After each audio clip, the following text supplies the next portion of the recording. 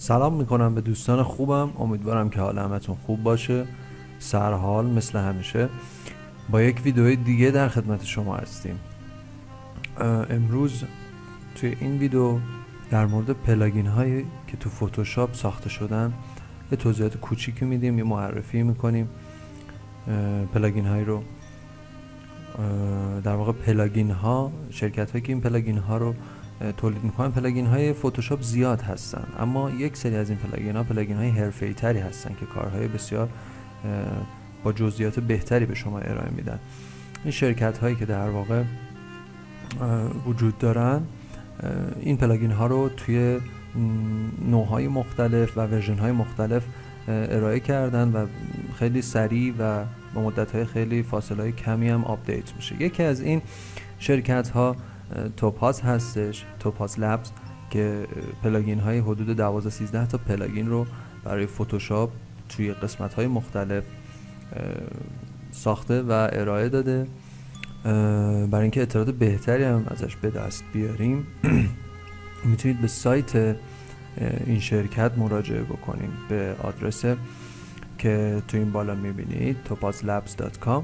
میتونید برید و اطلاعات تکمیلی بهتری رو به دست بیارید، اینکه این پلاگین ها هر کدومشون چه حجمی دارن، چه کارهایی رو ارائه میدن و کدوم یکی از اینها مناسب کار شما هستش. در واقع سمپل هایی رو که توسط این پلاگین ها ساخته شدن رو میتونید به صورت در واقع پریویوشون رو ببینید، یه سمپل هایی که هر کدومشون قابلیت چه کاری رو دارن. مثلا ما یکی از اینها رو باز میکنیم، میبینید که توضیحاتی راجع به هر کدومش، در واقع هر عکسی که ادیت شده توضیحاتی داده. همونجور هم که میبینید وقتی روی عکس نگاه می‌دارید، عکس اورجینال یا همون عکسی که در واقع ادیت نشده رو به شما نشون میده و بعد وقتی که موس رو میبرید کنار، عکس ادیت شده توی اون پلاگین رو به شما نشون میده و این هم خودش شیوه جالبی برای معرفی محصول. و همینجور در مورد پلاگین های دیگرش هم میتونید توی سایت خودش اطلاعاتی رو به دست بیارید. این هم یک نوع دیگه از پلاگین این شرکت هستش که به نظر من یکی از شرکت های بسیار خوب و شرکت حرفه‌ای هستش که پلاگین هایی رو برای فتوشاپ تولید میکنه. میبینید که خیلی بسیار با اینفورمیشن بسیار کاملی در مورد هر کدوم از پلاگین ها در اختیار شما قرار داده که بتونید پلاگین مورد نظر خودتون رو دانلود بکنید و استفاده بکنید ازش. در اینجا ما میریم سراغ یک شرکت دیگه که اون هم جزو یکی از شرکت هایی هستش که بسیار کارهای پلاگین های حرفه‌ای رو میده. ایمیج نومیک هم یکی از شرکت هایی که 3 تا پلاگین بسیار معروفی داره برای ادیت عکس ها.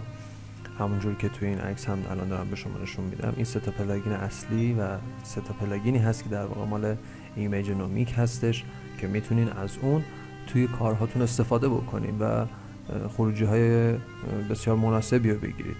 سایت اون هم به این شکل میتونید به سایت ایمیج نومیک برید و اونجا پلاگین ها رو ببینید، سمپل هاشون رو ببینید، مثل سایت قبلی ببینید که چه تغییراتی روی عکستون ممکنه اعمال بکنه تا ببینید اون در واقع ادیتی که نیاز دارید توی این پلاگین هست یا نه. ببینید که این سایت هم به صورت خیلی حرفه‌ای و زیبا سمپل هایی رو به شما نشون میده. ببینید که این برای روتوش تصویر هستش که ببینید بسیار زیبا به شما نشون میده که خروجی شما از این پلاگین به این شکل خواهد بود. پلاگین دیگه هم دوباره از همین شرکت هست که به این شکل میتونید پریویو اون و یا سمپل اون رو ببینید که اگر مورد نیازتون بود دانلود بکنید. اگرچه که دانلود های در واقع این سایت به صورت پولی هستش و خب توی ایران دسترسی به اونهای مقدار دشواره، من این پلاگین ها رو به صورت جداگانه برای اینکه بتونید راحت دانلود بکنید در اختیارتون قرار میدم. حتما لینک های دانلودش رو به زودی براتون خواهم گذاشت. پلاگین شرکت دیگه هم که پلاگین های رو در اختیار شما قرار داده شرکت اکویس هستش. اکویس هم شرکتیه که نسبت به این 2 تا شرکت دیگه قدیمی تر هستش کارهاش و پلاگین های اون هم پلاگین های زیادی رو ارائه داده. همینجور که میبینید میتونید به سایتش مراجعه بکنید پلاگین های اون رو مشاهده بکنین. اسکرین شات هایی رو در اختیارتون گذاشته که بتونید در واقع این رو هم مثل وبسایت هایی که نشونتون دادم مشاهده بکنید که هر پلاگین چه کاری رو انجام میده و اون پلاگین مورد نظرتون رو انتخاب بکنید. به هر حال پلاگین ها در فتوشاپ بسیار تاثیرگذارند. هر مقوله‌ای در فتوشاپ نیاز به دانستن استفاده از ابزارها رو داره.